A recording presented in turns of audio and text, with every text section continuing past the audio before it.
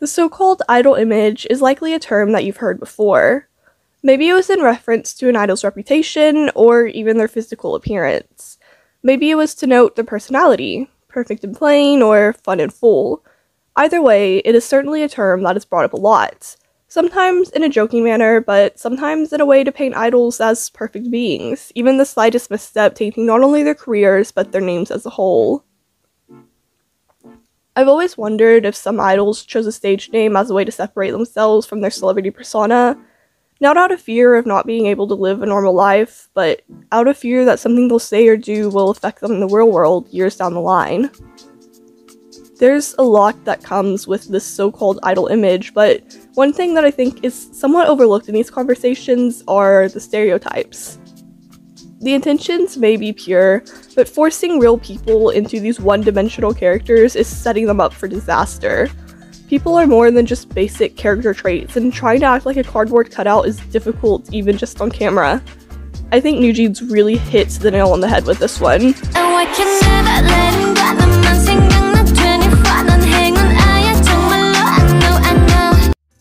I think it's been pretty much confirmed by this point that Ditto and OMG are both supposed to be a pretty intense look into the idol-fan relationship. OMG supposedly being the idol's perspective. That being said, I still think a lot is up for interpretation, and interpret is exactly what I'm going to do. In fact, I'd even go as far as to say OMG is kind of like the part 1 to the part 2 that I've had in my head for a while, and I will definitely be twisting some parts to fit that narrative. Honestly, there are probably multiple ways to look at these songs, and I'd love to hear your ideas about it, but I'll mostly be focusing on a small part of the music video for this one. I think it'll make more sense when I get to the second part, but for now, let's focus on Newjeans. To talk about OMG, I think we need to at least glance over Ditto. We follow this girl, Hisu, as she films the members of Newjeans, never really getting involved in their fun, though she seems to enjoy her time with them nevertheless. She's always seen hiding behind a camera, watching from a distance. As the music video progresses, she starts to distance herself from them more and more, as things seem to happen around her. Many people have said that Hisu seems to represent us, the fans, as we watch our idols and get lost in the opposite side of the camera. After a while of watching them, she seems to get almost overwhelmed by everything going on, and in a fit of panic, she runs to the rooftop to break her camera, her tie to these girls. Once the camera breaks, the dream fades away and reality settles in. She seems lost without these girls who she seems to have considered her friends. She was alone before, but now she truly feels that way. Grown up now, Hisu decides to watch her forgotten tapes at what seems to be a low point for her. Now, instead of holding the camera, she's merely watching the memories.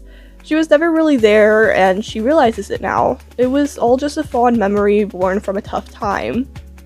It's easy to imagine our idols as our friends when they're presented that way, but it can be hard to separate them from reality. Hisu seems to finally realize this as she grows up. Taking this idea into consideration, I don't think Ditto is all that creepy. In fact, I think it's rather melancholy. It carries a bittersweet story, but it has a happy ending in that sense. A medium between obsession and like. It begs the question whether Hisu or Newjeans were ever really willed to begin with. OMG takes this a bit farther. We're instantly met with what is quite literally the girls' story, and we follow each of them through their stories, both together and separate. OMG seems to be a bit more divisive and maybe even a bit more confusing, but I think the base of this music video comes from the idea that idols are nothing more than a simple persona, a couple of character traits thrown together and titled a person. Whether these idols are imposed by their creators, aka their company, or fans handing out silly nicknames that slowly morph into something more. The music video tends to teeter between light and bubbly and something a bit darker. Parts of the music video have clear horror influence in their cinematography, from the lighting to the cuts to the editing itself. But then it'll fade away into bright colors and a quirky design, something that seems to be more inspired by other K-pop music videos. The quirkiness definitely follows into the storyline. The girls are seen in what seems to be a mental hospital of sorts, and they each ask what their story is. which seems to be why they're there, aka what they believe they are. Some of these are a bit more out there, like Hani saying she's an iPhone, but some of them seem to make a lot of sense when you compare it to other idols and the roles they play in their groups. Minji has probably my favorite storyline. Minji, the oldest, is often seen dressed as a doctor, despite very obviously being a patient herself in the first scene. She's often seen in the background of the other girls' shots, watching them from a distance and sometimes even sharing a helping hand.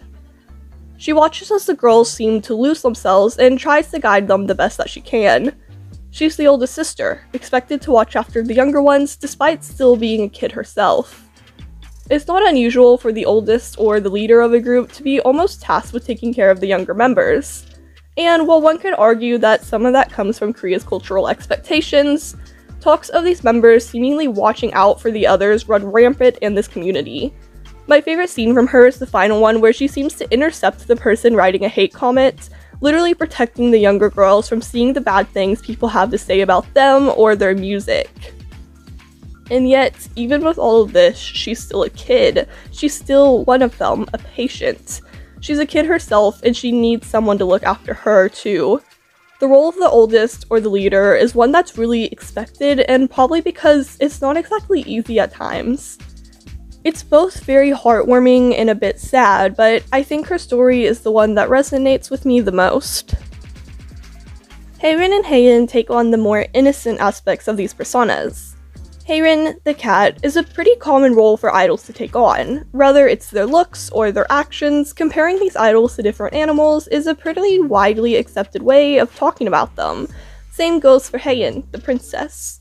They're very childish views, but considering they're children, it fits. For now. I think these come from very pure intentions from the fans themselves. I definitely don't think that saying an idol looks like a cat or seems like a princess is bad by any means, but I think in some ways these ideologies can be turned on the idol, whether it's something where these once sweet nicknames turn into something more sinister, or something as simple as growing out of them and not being able to shed them, forever being seen as a kid. Danielle is the idol. She even breaks the fourth wall at some point, asking to confirm that they are filming a music video, right? She's constantly trying to remind the others that this isn't them, this is merely their image, their persona. They're idols, Newjeans. They're not actually a cat or a princess. They're not perfect, but while the camera is on, they might as well be. Despite all this though, she also seems to get lost in the idol world. She's there alongside some of the others in their fantasies, but rather than watching from a distance like Minji, she seems to be directly involved. Not helping, but not really hurting anything either. She's usually seen in a pretty happy mood, trying to remain positive despite seeming to slowly lose herself to her idol image. She tries to be the voice of reason, but ultimately ends up slipping away in the end as well. As for Hani, I kinda wonder if she's meant to represent the 4D personality of the group. She seems indifferent when telling her story, trying to tell it in a lighthearted manner, but she seems rather stressed in her scene, quite literally bashing an alarm clock in with a bat just to get it to shut up. A lot of people would make the argument that those so-called 4D idols act this way to hide their stress, whether it's a way of coping or as a way to seem perfect and happy.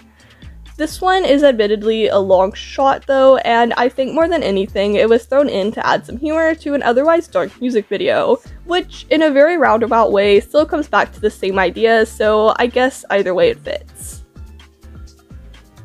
Like I said, I think that this is a very small part of the music video, and I definitely think that there's more to it than that, but as far as the idol image goes, I'd say it's a pretty eerily accurate representation. The girls act like their perfect selves in the cutscenes, but when it comes to that white hospital room, they seem a bit more human. I said that OMG was this part 1 to another idea I had, and while this next song I want to talk about seems to be a bit more straightforward and less in-depth than Newjeans, I think there's a similar message here. Newjeans' Goodbye Bye tells their story both as idols and as a group. The album, Rebirth, was meant to symbolize what was supposed to be a change in style and sound, although unbeknownst to them at the time, it would be their last Korean comeback for over 2 years. I think Newest was in a surprisingly similar position to Newjeans when they debuted. A bunch of kids being shoved into a new world they knew next to nothing about. They were very quickly met with expectations that they likely weren't ready for, and it was probably pretty overwhelming for them. Many of them were quickly thrown into their roles at a young age, and some are still struggling to get away from that image now that was presented to them when they were so young.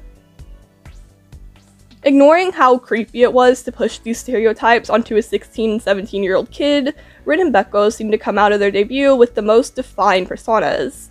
Rin as the so-called flower boy with long hair and feminine clothes, and Becco as the muscle, being put in clothes that show off while also being asked more than enough times to show off. I have to say, sadly, nearly 11 years later, I think these personas still follow them, but I do think both of them have made peace with it and have tried to have as much fun with it as they could. In Goodbye Bye, Rin cuts his hair and tries to run away from the image that had been set for him, while Becco performs with hair colored in bright orange, ripping apart a plain room to show something a bit more interesting. Both going outside of their comfort zone as idols to show the more human side of them that doesn't seem to be seen. If Newjeans is the onset of these images, Newest, on more than one occasion, is the act of trying to run from it. Although now these girls don't seem to be too bothered by these personas given to them, I'd like to hear their thoughts in the future after they've grown up a bit and have become a bit more comfortable with themselves on camera. In the end, this is all just a very wild interpretation to two very random and weird videos. I'd love to hear what you think about them and whether you agree or not. As always, I don't think there's any right or wrong answer, but it's quite fun to try and guess. Anyways, thank you all so much for watching. I really hope you enjoyed, and as always, I'll see you next time, travelers.